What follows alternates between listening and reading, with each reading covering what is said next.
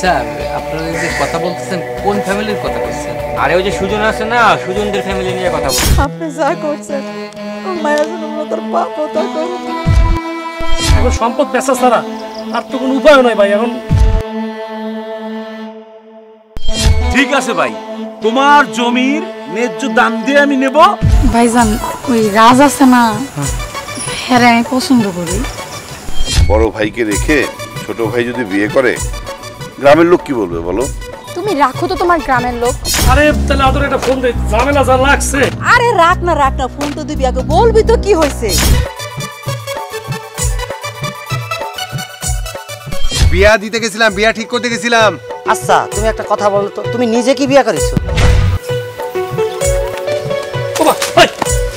সত্যি করে বল, তুই তোর ভালোবাসা পছন্দ করস? হ্যাঁ মা, আমি গনিরে ভালোবাসি।